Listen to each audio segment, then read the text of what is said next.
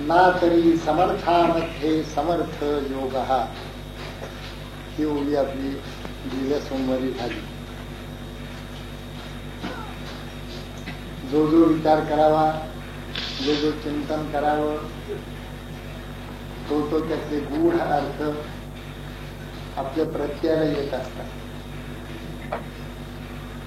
समर्थामध्ये समर्थ योग या शब्दावर अधिक चिंतन झाले. गेल्या आठवड्यामध्ये सहजच ते घोळायला लागले. जे काही विचार आले मनामध्ये ते आता निरूपणाच्या द्वारे आपल्यापर्यंत पोचवायला एवढं काम आहे. मागच्या तिथं सांगितलं होतं की साधकांचा निज स्वार्थ, साधकांची स्वरूप स्थिती म्हणजे परमात्मा. साधकांना स्वरूप स्थिती प्राप्त होण्याची शक्यता आहे. जो कोणी साधनेच्या वाटेला जातच नाही, गेलाच नाही, त्याला स्वरूप स्थितीचा प्रश्नच नाही. स्वरूप स्थिती, आत्मस्थिती, आत्मबोध, स्वरूप बोध, ब्रह्मानंद, आत्मानंद, स्वरूपानंद सगळे एकाच अर्थाचे शब्द. साक्षात्कार हे सगळे एकाच अर्थाचे शब्द. साधकांचा निज स्वार्थ, साधकांची स्वरूप स्थिती, साधकांना प्राप्त होणारी आत्मस्थिती, ब्रह्मानंद स्थिती, स्वरूपानंद, हा जो योग साधकांना प्राप्त होतो, हा योग समर्थामध्ये समर्थ आहे असं म्हटलंय. नाना तऱ्हेचे सांसारिक योग मी मागच्या एपेला सांगितले होते. घर बांधलं, हा एक चांगला योग, सुयोग आहे, चांगली गोष्ट आहे, वाईट काहीच नाही. संपत्ती मिळाली आयुष्यामध्ये, चांगली गोष्ट आहे. आपल्याला सृष्टीची प्राप्त झाली तर साधकाच्या मनामध्ये परमार्थच की दुसरं आणखीन काही येणार नाही. समजा त्याला लॉटरी लागून 2 लाख रुपये मिळाले तरी तो नाचायला लागणार नाही. तो म्हणजे ठीक आहे, आता परमार्थ निर्वेदपणे करेल. जे मला रोज 8 तास नोकरी करायला यायची तर आज ना नोकरी, धंदा दुकान करायला लागत होतो, दुकान बंद आजपासून, येईल ते किमतीला विकून नको. मग आता काय करायचं? काही नाही, पुष्कळ पैसे आहेत. आता मी 8 तास ध्यान करणार, जे दुकानात जात होतो त्याच्याऐवजी 2 तास नामस्मरण करून तल्लीन होऊन नाचणार, जसे ते चैतन्य महाप्रभू नाचले किंवा रामकृष्ण नाचले तसं. अलीकडलं पलीकडलं काही नाही. उत्कट भव्य तेची घ्यावे, मिळमिळता अवघीची टाकावे, निस्पृहपणे इच्छात व्हावे भूमंडळी, घारून आकरेचा पवाड व्हावे ब्रह्मांडाहून जात. आपण लक्षात घ्या की जितकं तुम्ही लहान लहान लहान व्हाल या परमार्थामध्ये, काय हो मला कधी होणार नाही, मला कसं हे जमायचं, कायची स्वरूप स्थिती कोणाला ठाऊक, आपल्याला रामराम करत बसावं हे बरं असं आपण म्हटलं म्हणजे खरंच केवढंच रामराम करावं हे बरं, इतकंच ते बरं ह्या सगळ्यातच आहे.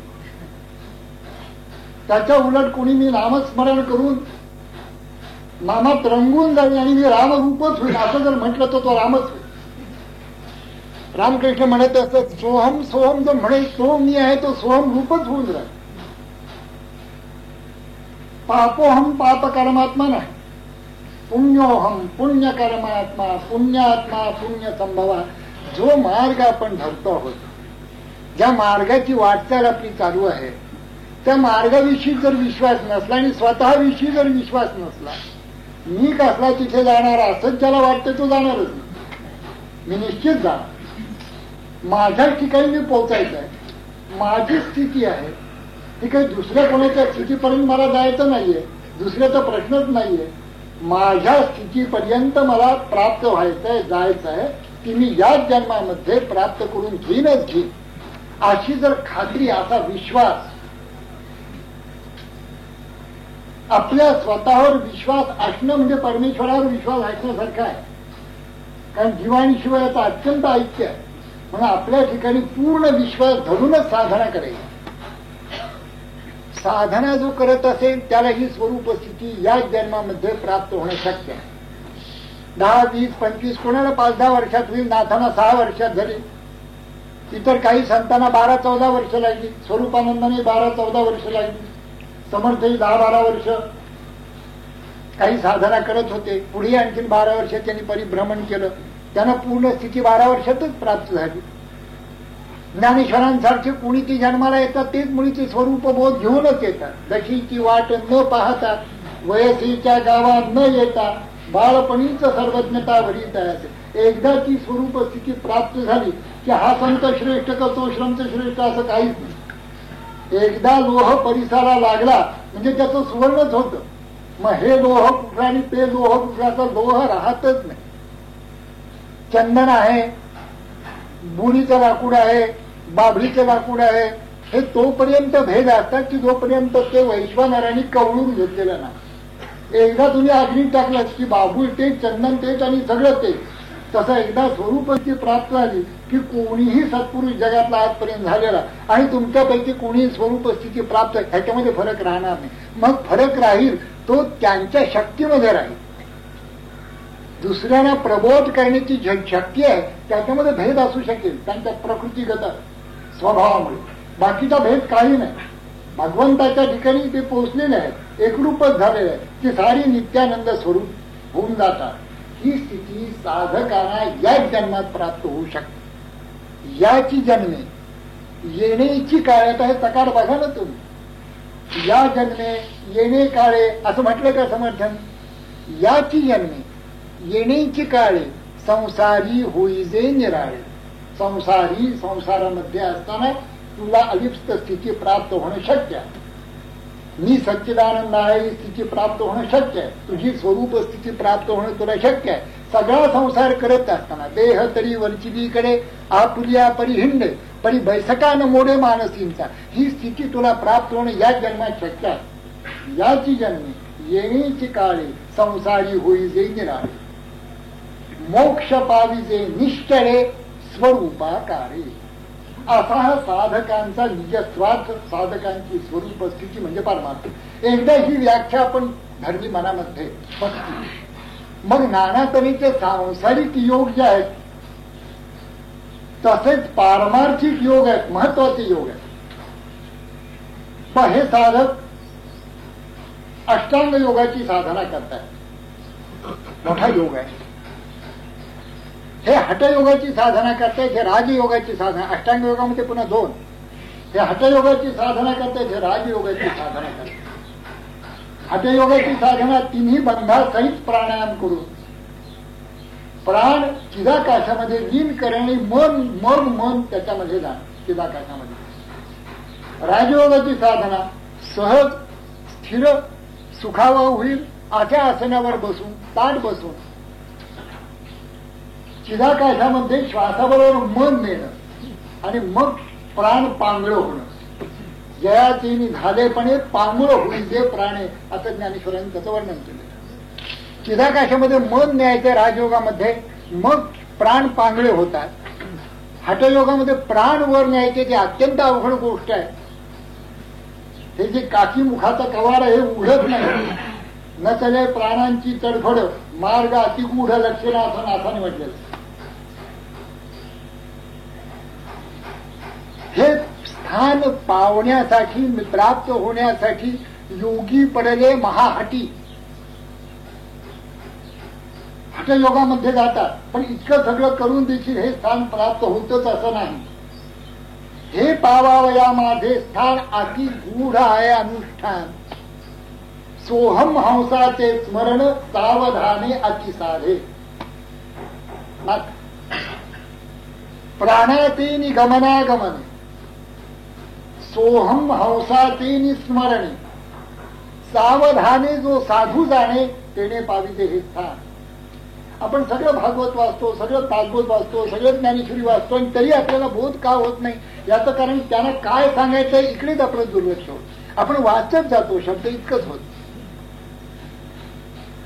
चिंतन व्हायला पाहिजे. श्रवणा परिस मनन सार, मनने कळे सारा सार, निज ध्यासे साक्षात्कार निसंग वस्तू. श्रवण मनन निज इच्छा, प्रचितीने बाणता विश्वास, रोकडा साक्षात्कार, सायास कर्मीची न लगे. तेव्हा अष्टांग योगापैकी दोन्ही राजयोग आणि हठयोग याची जर प्राप्ती कोणाला झाली तर तो म्हणतो हा समर्थ योग मला प्राप्त झाला, फार मोठा योग मला हठयोग जमतो. मी तिन्ही बंधासहित प्राणायाम करून माझा प्राण हा चिदाकाशामध्ये लीन करून टाकतो. त्यामुळे माझे शरीर 60, 70, 80 वर्षापर्यंत तेजपुंज राहत. मी सर्व कर्म करण्यामध्ये अतिकुशल अतिनिपुण राहू शकतो. माझी बुद्धी अत्यंत लल्लक होते. हठयोगाचा हा मोठा फायदा आहे की मनुष्य 100-150 वर्ष देखील जगू शकतो. हठयोग सहसा कुणी साधना करताना दिसत नाही, कारण चेहरे तसे दिसत नाही. चेहऱ्यावरच्या लक्षात येत. हठयोगाचा साधना करणारा मनुष्य हा वेगळा दिसतो. दुसरा योग आहे सोहम हंसाची स्मरणे, राजयोग ज्याला म्हटलेला आहे तो राजयोग या नावाचा एक योग. ज्या ठिकाणी राजयोगामध्ये आसन बिसन तसंच आहे, यम नियम आसन प्राणायाम तसंच आहे, परंतु तरी देखील तिन्ही बंध नाहीये, कष्ट नाहीये, प्राणवर न्यायचे नाहीये, मन न्यायचं आहे.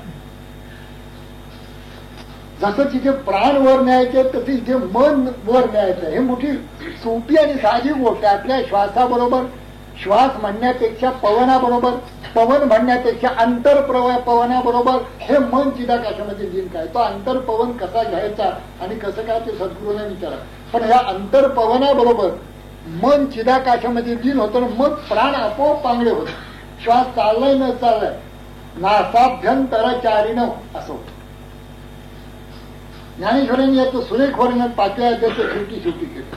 मग वासनांतराची विवंचना अपैसी पारुखे अर्जुना जे वेळी गगनी लयो मना पवने कीजे. म्हणजे पवनाच्या अंगाने मनाचा लय ज्यावेळेला गगनात होतो. हे सरळ सरळ राजयोगाची प्रक्रिया. जेथे संसार चित्र उमटे तो मनोरूप पटू फाटे मनस्तम. जैसे सरोवर आटे मग प्रतिमान आहे तैसे मन हे मुद्दल आहे. त्याचे अहंभावाधिक के आहे म्हणून शरीरेची. पुन्हा ते समर्थांचं चालत चालता बोलता निचेष्टित पडले नसता मुक्ती लाभे सायुध्यता सद्गुरु बोधे. तेच आहे शरीरेची परब्रह्म. शरीरेची म्हणजे शरीर चालत असताना बोलत परब्रह्म होय अनुभवी तो. असं राजयोगाची सुंदर प्रक्रिया ठिकठिकाणी आहे. 8व्या अध्यायाची आहे. सर्वद्वार आणि संयम्य मनोहृती निरुद्धच याच्यावर विवरण करताना तशीच प्रक्रिया. म्हणजे मन कसं चिदाकाशामध्ये राहायचं, तो ओम कसा घ्यायचा, ते कसं स्थिर करायचं, हे सगळी प्रक्रिया ज्ञानेश्वरांनी पहिल्यापासून अखेरपर्यंत सांगितलेली. समर्थांनी ती सांगितलेली आहे. फक्त प्रश्न एवढाच आहे की ज्या ठिकाणी ती सांगितलेली आहे ती ठिकाण आपण पटकन वाचून पुढे जाईल. आपलं जर वैशिष्ट्य असेल वाचण्याचं, हे असले ग्रंथ संतांचे, तर असं असतं की ज्या गोष्टी अत्यंत महत्वाच्या आहेत त्या गोष्टी आपण भराभर उड्या मारत वाचत जातो आणि प्रपंच करावा नेट कायचे थांबतो. ज्या गोष्टी भराभर वाचून ह्या अशा गोष्टी भराभर वाचण्यासारख्या नाहीत. प्रत्येक उभीचा अर्थ आपण समजून घेतला नाही तर कळणारच नाही. अष्टांग योगामध्ये मी आपल्याला 2 हे कशासाठी सांगतोय. समर्थामध्ये समर्थ हा योग आहे.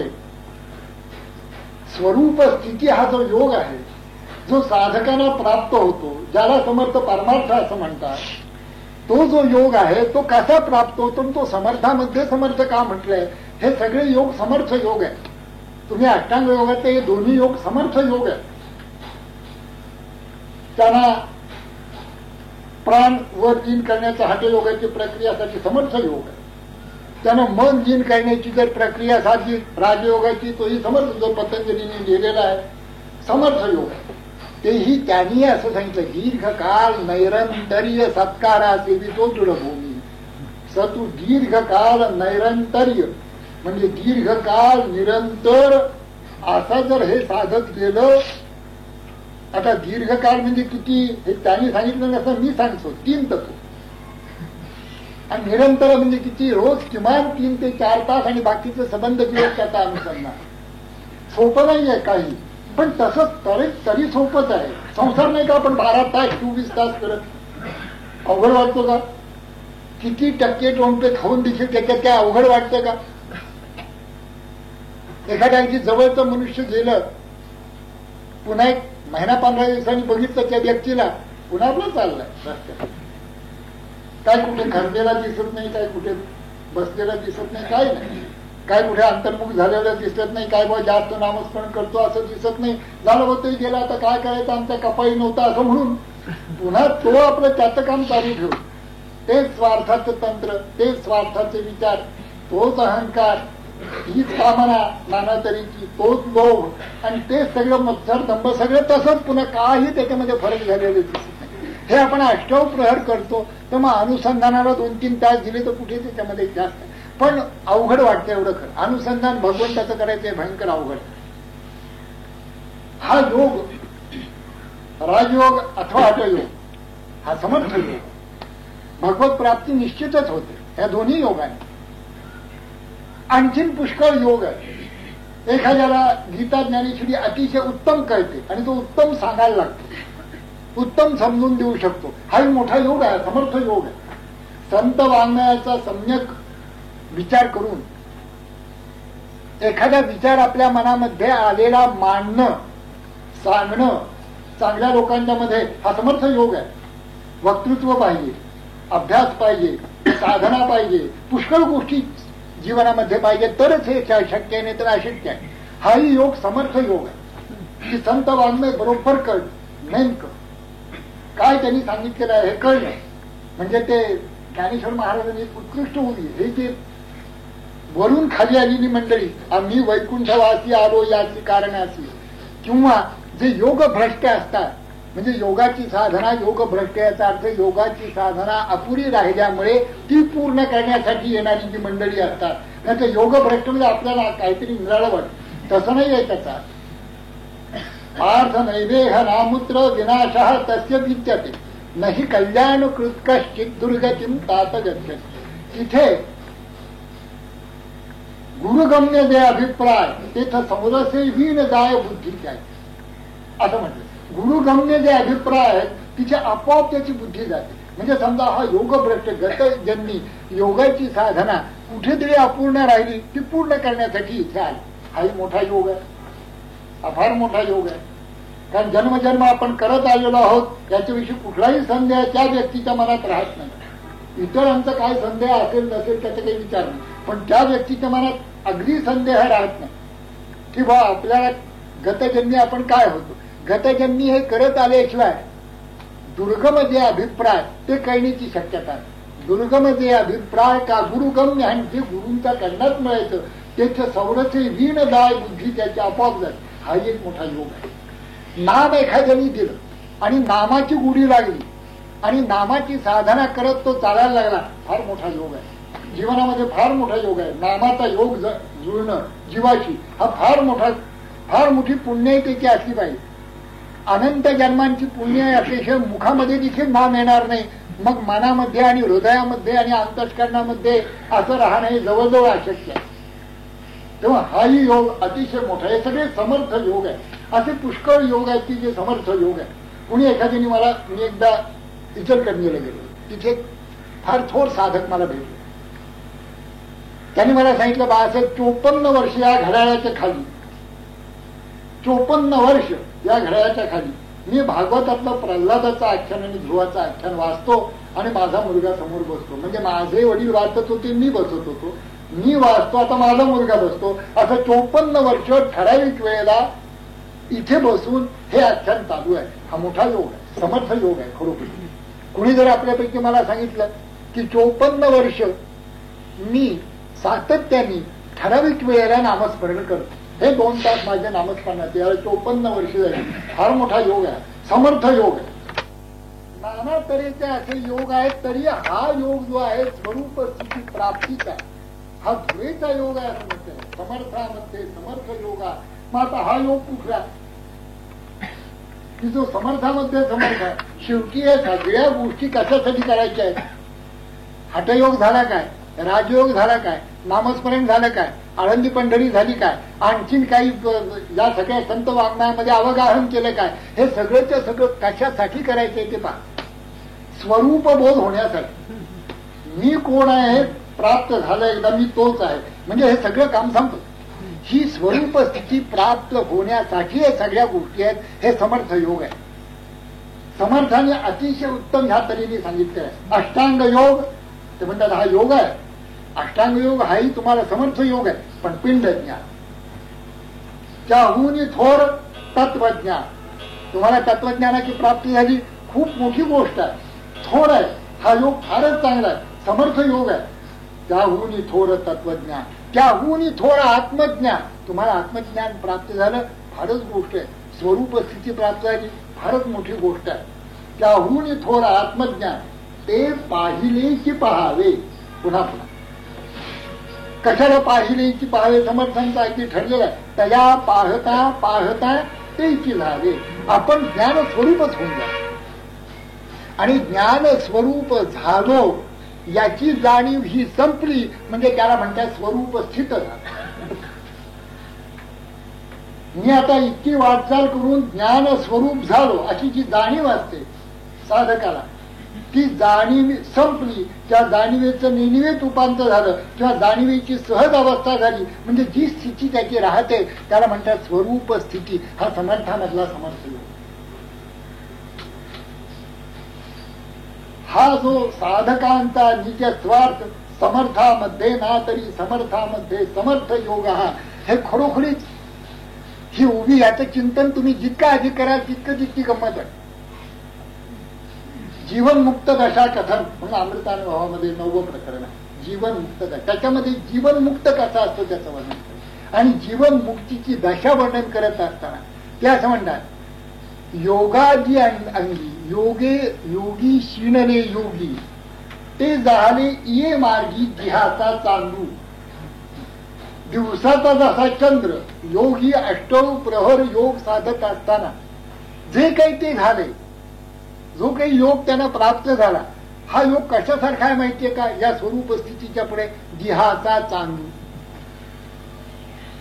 तो दिहाचा चांदू दिवसाच्या चंद्राप्रमाणे म्हणजे ही स्वरूप स्थिती सूर्यासारखी. म्हणून हा समर्थामध्ये समर्थ योग आहे असं समर्थांचं म्हणणं. बाकीचे योग संसारातले ठिकाणा सांगितले. हे परमार्थातले जे योग ज्याला परमयोग असं म्हणतात, बा गुरु प्राप्त झाला परमयोग आहे, समर्थ योग आहे. बा गुरुने अंगीकार केला, फार मोठा योग आहे. तुकोबांसारखे सांगत आले, माघ शुद्ध दष्टी पाहुणी गुरुवार केला अंगीकार तुका म्हणे. नाही त्याने किती आनंद झाले की माझा अंगीकार केला सद्गुरूने. हा फार मोठा योग जीवनामध्ये आहे की सद्गुरूने आपला अंगीकार केला, मोठा योग आहे. पण हे सारे योग एकत्रित जरी केले तरी हा जो स्वरूप स्थितीचा योग आहे आणि ही स्वरूप स्थिती कशाने आता प्राप्त होते? काहीही न करता प्राप्त होते असं समर्थन म्हणतात. उदंड केल्यानंतर त्यावेळेला लक्षात येतं की करून काही होत नाही.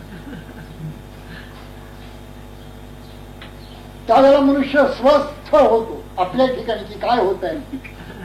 त्यावेळेला जी प्राप्त होते ती ही स्वरूप स्थिती. येथ जाणीव करी तोची नेणे आखिलेपणे मिरवी तेची उणे. आम्ही झालो ऐसे म्हणे तो काही की नाही. इथे काय करायचं आहे?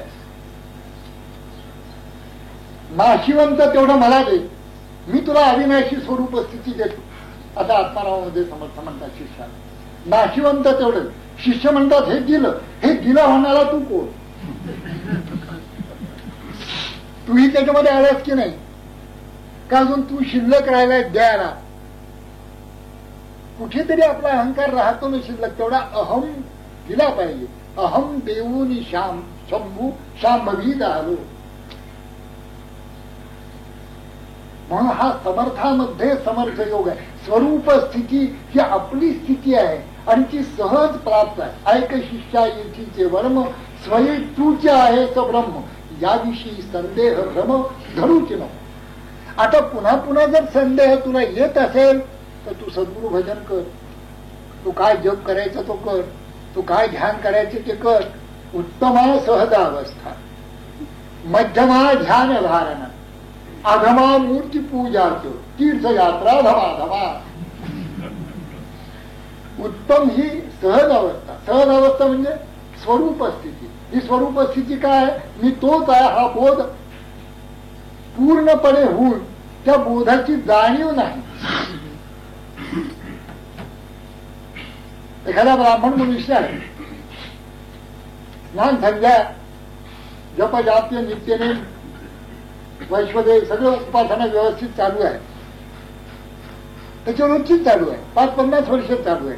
त्याला जसं असं पुन्हा पुन्हा म्हणायला लागत नाही मी ब्राह्मण आहे बघितलं का माझी उपासना चालली, हे जसं नसतं. त्याची ती सहजच असते.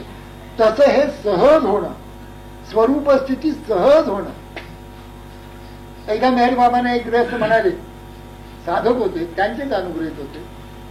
ते म्हणाले बाबा आता माझी चांगली प्रगती झाल्यासारखी दिसते. तर ते म्हणाले की बरं झालं तू मला सांगितलं प्रगतीने, तर आम्ही आपली जिथे आहोत तिथेच आहोत. तुझी प्रगती आहे असं ऐकून मला बरं वाटतं थोडस. याच्यामध्ये प्रगती नसते, याच्यामध्ये काहीही नसते. ज्याला आपलं स्वरूप प्राप्त करून घेणं इतकंच आहे.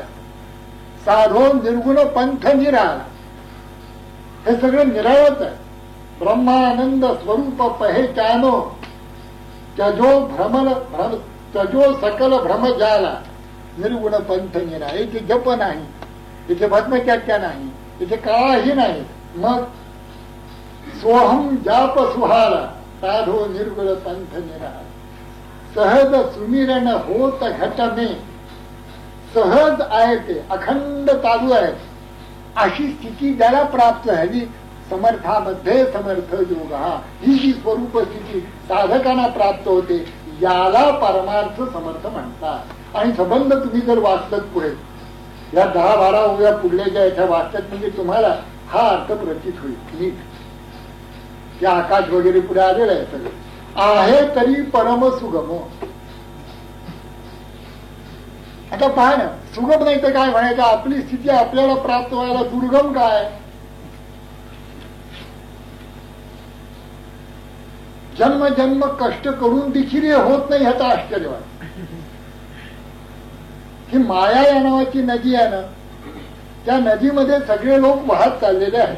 कोणी पैशाच्या मागे आहे, कोणी मानाच्या मागे आहे, कोणी कीर्तीच्या मागे आहे. क काकी कनक कांता कीर्ती, या ककाच्या बारेखाडीत तो कोणी शिकला जर असेल, मायेमध्ये अखंड वाहत आहे. महानदीचं वर्णन दोन्ही सत्पुरुषांनी केले आणि सगळ्या संतांनी केले.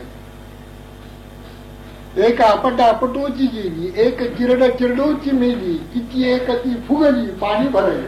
आता यापेक्षा आणखीन वाईट काय, आपण फुगलेले पाहणं खरं नाही वाटत आपल्याला. असं काही बोललं म्हणजे बरं वाटत नाही. पण ती स्थिती आहे सगळ्याची. आपण चाललो तिथे, समर्थांनी वर्णन जे केलं त्याच्यात काय चूक आहे. त्यांनी तसंच वर्णन केलं, गुणघनाची निवृष्टी भरे, त्यांचं ते काव्यात्मक वर्णन आहे. गुणघनाची वृष्टी भर काय, वृष्टी काय, तेच मुळे आधी लक्षात येतं.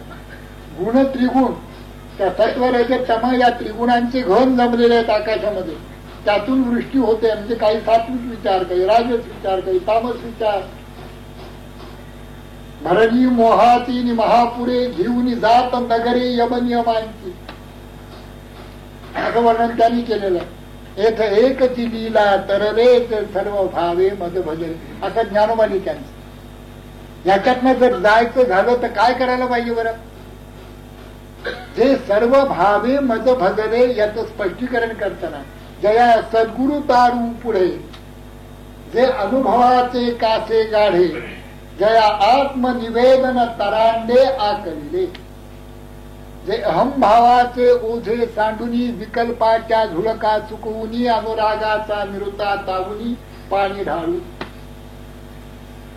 जया ऐक्याच्या उतारा जोडला बोधाच्या तारा, मग निवृत्तीच्या पैल तिरा झेपावले दे, येणे उपाये मद भजले ते हे माझी माया तरले.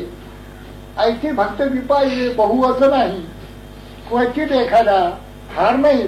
बाकी सगळे काय करतात, तिकडे जातात. म्हणजे सोहम भावाचे थावे पेलं तर जायला पाहिजे असं त्यांचं म्हणणं. तर यांचं म्हणणं असं आहे की असे सगळेच गेले, पण एक बळाची निवडली. ते म्हणाले की यांच्या बरोबर वावत नाही, आपण नाम घेऊन आपण उलट पोहत जाईल. आपण नामाची काळ धरू, आपण ध्यानाची काळ धरू आणि उलटे पोहत जाऊ. एक बळाची निवडले ते उगमाकडे, जिथून हे आलं, माया नदी आली ब्रह्मापासूनच. हे सगळं विश्व निर्माण झालं ते ब्रह्मापासूनच. एकोहम बहुश्याम हा जो संकल्प, त्या संकल्पाचा जीवाचा झालेला अज्ञानामुळे विपरीत बोध, त्याचा ही माया नदी निर्माण झाली. पहिला संकल्प जळाचा उघडा सगळीची महाभूतांचा बुडबुडाचा आला. पहिला जो संकल्प जळ आहे त्याचंही उघडं आलं वर आणि त्यातला हा बुडबुडा महाभूतांचा असा ना आला. असं हे सगळं असल्यामुळे जिथे उगमाकडे म्हणजे ब्रह्माकडे, परमात्म्याकडे, नारायणाकडे उलट दिशेला पोहोचले. हे सगळे बाकीचे वाहत आहेत पण हे उलट दिशेला, कारण बळाची निवड झाली, बलवान झाले. यांनी ध्यानाची कास धरली, नामाची कास धरली, सत्संग आणि सद्गुरु कृपा आणि अशा पद्धतीने हे जे उगम दर्शने पावन झाले. झालं ब्रह्मस्वरूप हे झालं, हे ब्रह्मस्वरूप झालं, हे चैतन्य स्वरूप झाले. यांना स्वरूपानंद आत्मानंद प्राप्त झाला. उगम दर्शने पावन झाले तीर्थरूप हे झाले. तिथे गेले, पोचले, उगमा पहिलीकडे गेले. मग परतून पाहिले तर पाणीच आटले काही नाही. मग हे पोहले कशात सांगावं आता. साधनेची स्थिती ही अशी आहे. मग आता उद्यापासून साधना बंद, आपली स्वरूप स्थिती. असं झालं असतं तर फारच चांगलं झालं. जसं अर्जुनाचा 3ऱ्या अध्यायात प्रश्न आहे, जायसी चेत कर्म नसते मता बुद्धीर जनार्दन तत्किम कर्मणी घोरे माम नियोजयसी केशव. आता तुझं म्हणणं काय, आम्ही समत्व बुद्धी धरावी हेच ना. साधारण तुला आमच्या आहे घोर कर्मात कशाला पाडतो. समत्व बुद्धी यायला कर्माच्या मार्गानेच जायला लागतं. हे अर्जुनाला कळालं 18 अध्याय सांगायला लागेल. तसं बाबाडे हे जे साध्य आहे, साधनी जे साधावे ते आपणची स्वभावे, तेथे साधनेच्या नावे शून्याकार हे कळायला उदंड साधना करायला लागते. काय करणार, एकाएकी समजणे घडत नाही, करायचं काय करा. असं जर कुणी असेल की सद्गुरूंनी सांगितल्याबरोबर तत्त्वमच असं वचन कानावर पडल्याबरोबर तत्त्वमसी असं म्हटल्याबरोबर अहम ब्रह्मास्मी असं म्हटलं असतं एखाद्या ज्ञानोबांसारख्यानी, मोकळं झालं. जसे ज्ञानेश्वर मोकळे झाले तर तुम्ही मोकळे झाला. कुठलं व्हायला. मग हे जर होत नाही, ते तूच आहेस, तूच ते आहेस, तेच तू आहेस असं सगळ्या बाजूनी बोध होत नाहीये. मग आता काय करायचं. मग आता कर्मापासून कर्म, उपासना, ध्यान, नामस्मरण, सत्संगती सगळं ते सद्गुरू ते सगळं आलं त्याच्यात. नाही तर काळा वचनाची भेटी सरिसाची पै किरीटी वस्तू होऊन उठी कवनी येते जो. किती सोपं आहे. काय ह्याच्यामध्ये काही करायचं नाहीये. इथे काहीही करायचं नाही, हे करायचं आहे. परवा एक साधक दुकानात आले. बाळासाहेब तुमचं म्हणणं काय, स्वस्त बसायचं ना. आम्ही सगळं सोडून आता स्वस्त बसणार. मी म्हटलं 5 मिनिटं इथे बसून दाखव. तुझं मन आणि देह स्वस्त बसून दाखव. 5च मिनिटं, फक्त 5च मिनिटं. जर बसल्यास तर काही करायला नको. पण जर तुझं मन आणि देह स्वस्थ होत नसेल तर आता स्वस्थ व्हायला काय करावं ही साधना आली.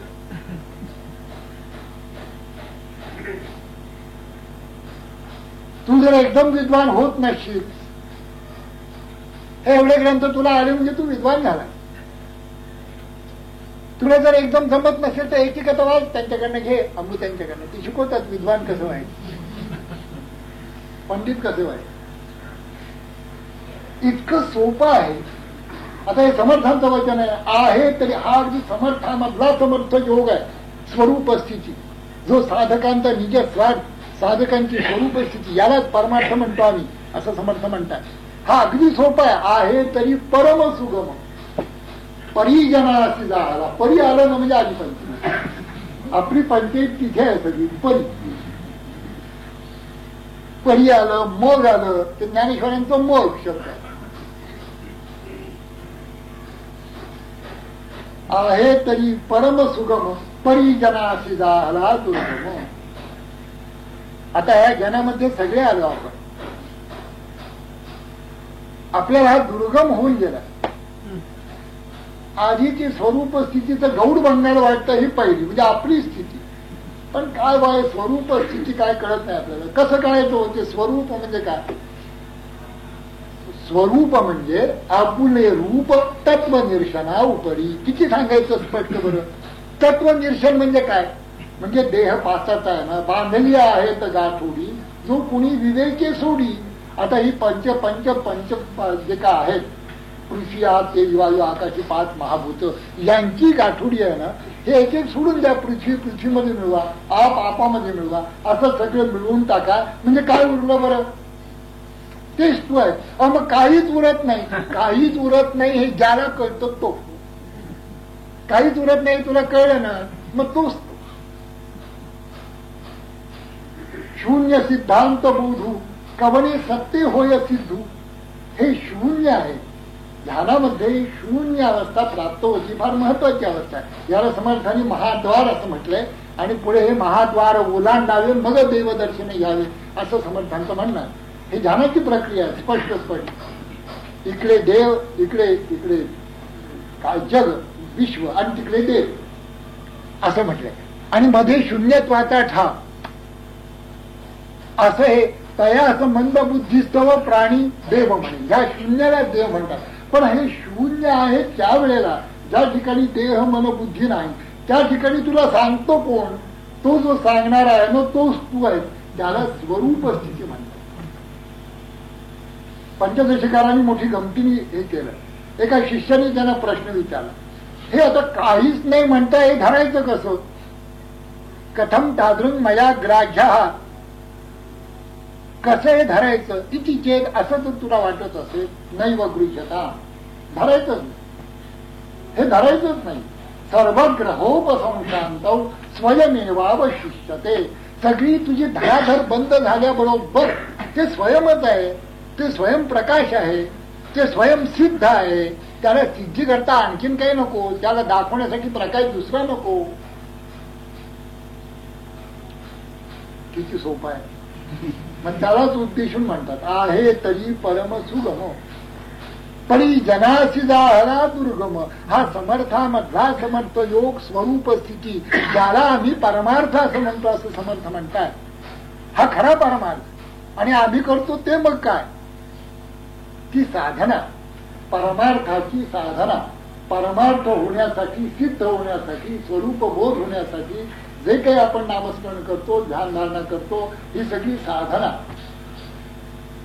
सहज अवस्था प्राप्त झाली म्हणजे या साधनेची काही आवश्यकता नाही. एकदा लग्न लागलं आणि ते वधूवर घरात गेल्यानंतर जर बँड वाजत राहिला बाहेर तर चालत नाही. त्या बँड बाजाचं काम संपलं. त्या बँड वाजांनी आता शहाणे असले तर. तसं स्वरूप स्थिती प्राप्त झाली म्हणजे या लटांबराचं काय काम आहे? काही काम नाही. मग तो ध्यानाला बसतो की नाही? आनंद आहे ना. का नाही बसणार बरं? एखाद्याला बोध झाला म्हणजे तो जेवतो की नाही? तो त्याची कामं सगळी करतो. मग ध्यानानेच काय घेतलंय रे? साहेबाची रोटांगणी जावे, नीच्या सारिके व्हावे आणि देवासन न बंधावे. तो मग त्या आनंदात सहज सहज ते चैतन्य महाप्रभूंचा तो फोटो मला इतका, ते पहा कसे रंगून गेले. कृष्ण कृष्ण जय कृष्ण. असं कोणी आपल्यापैकी तुमच्यापैकी रंगलं की चैतन्य प्रभूच होईल. महाप्रभू नाही तर नुसता प्रभू होईल. रंगून जाणं, परमार्थामध्ये रंगून जाणं ही मोठी गोष्ट आहे. सगळे संत आपल्याला सांगतात रंगा, रंगी रंगे रे श्री रंगे, काय भुलला ती पतंगे, रंगी रंगे रे श्री रंगे. शरीर जायाचे ठेवणे, जायाचे म्हणजे दुसरे यमराज. शरीर जायाचे ठेवणे, अभिलाष धरीची धणे, रंगी रंगे रे श्री रंगे. काय भुलला ती पतंगे, रंगी रंगे रे श्री रंगे. तुझा नव्हे हा परिवार, द्रव्यदारा क्षणभंगुर, रंगी रंगे रे श्री रंगे. अंतकाळीचा सोयरा तुका म्हणे विठो खरा, रंगी रंगे रे श्री रंगे. या रंगाने रंगून जाणारी मंडळी पाहिजे. बस ती स्वरूप स्थिती आपोआप प्राप्त होते. तो बोध आपोआप होतो. काही अवघड नाही केलं. अगदी सोप्यातलं सोपं आहे. रंगतच नाहीये. आपण रंगूया झालं ते कोणी रंगत असत नसत. आपण सगळी मंडळी रंगली म्हणजे झालं. समर्थ तेच सांगताय तुम्ही रंगा. हे सोपं आहे, अवघड काही नाही. तुम्हाला भीती वाटेल हा समर्थामधला समर्थ योग, अहो आम्हाला साधा योग येत नाही तर हा समर्थातला समर्थ योग आम्हाला कसा? तुम्ही काही काळजी करू नका. अगदी सोपं आहे तरी परम सुगम तुमच्याच जवळ आहे. निधान सन्निध परिघोरतमी इतस्ततः भ्रमरोमी स्वरूपानं. निधान सन्निध परिघोरतमी इतस्ततः भ्रमरोमी ज्ञान किरण दर्शने आता सत्प्रकाश अंतर्यामी. थेट आता ज्ञानाच्या किरणाचा प्रकाश आल्याबरोबर तो सत्प्रकाश ते सद्रूप स्पष्ट दृष्टीगोचर व्हायला लागेल. नाही तर मी किती साधनेमध्ये इकडे तिकडे फार गुरफटलो होतो. तिकडे साधना करणं हे एक झालं, पुन्हा त्या साधनेचा अहंकार आहे. काय विचारू नका, ते असं काही चमत्कारिक सर्कल आहे. ते तुम्हाला येते का ज्ञानेश्वरी? आम्ही 22 पारायण केली, सगळ्या पुण्याला माहिती आहे. आणि एक अहंकारी होते, त्या सगळ्यातनं मुक्ती झाल्या गेलीच आपली स्वरूप स्थिती म्हणजे खरा परमार्थ प्राप्त होत नाही. म्हणून सुगम आहे आणि दुर्गम झालं आहे. तरी परम सुगम परी जनाची झाला दुर्गम का जयाचे चुकले वर्म सत्समागमाकडे. या परमार्थाचं वर्मच मुळी कळलं नाही. सत्समागम नाही, सत्समागमाचंही वर्म माहिती नाही, परमार्थाचंही वर्म माहिती नाही, म्हणून हा दुर्गम झाला. हे वर्म चुकलेलं आहे. परमार्थाचं वर्म चुकलंय. परमार्थ म्हणजे स्वरूप स्थिती, वर्म चुकलेलं आहे. सत्समागमाचं वर्म चुकलेलं आहे. संतांनी जातात पण काय विचारतात आपण बघा. तुम्ही कुठेही जा, पावसला जा, आळंदीला जा, गोंदवल्याला जा, सज्जनगडला जा, आणखीन कुठे जिथे जिथे संत असतील तिथे तिथे तुम्ही कुठेही जा, तुम्हाला 100 नाही 95 मंडळी फक्त सांसारिक. संसार म्हणजे काय ते काय सगळं त्याच्या करता येत. काय त्या संसाराला करायचं? सदैची स्वार नाही मरणाची उधार, माती लागले शरीर घडीने घडी. संसार करता करता कंबरड मोडतो तरी संसार, वाकलं तरी संसार.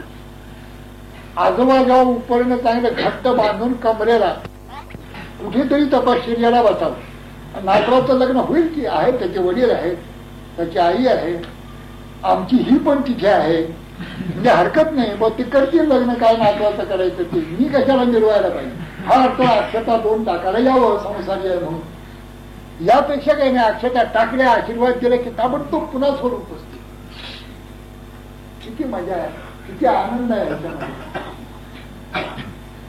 त्याच्यावेळी आपले तिथेच रमतात, ताण वाजतोय त्याच्यामध्येच रमतात. ताल दिखे धरताना मी बघितले. काय ते रंगणं मला लक्षातच येत नाही की आपण किती वयाचे झालो. प्राण्या फिरक होते खासी, भरला पुर मायेचा लोढा वाहुनी जासी.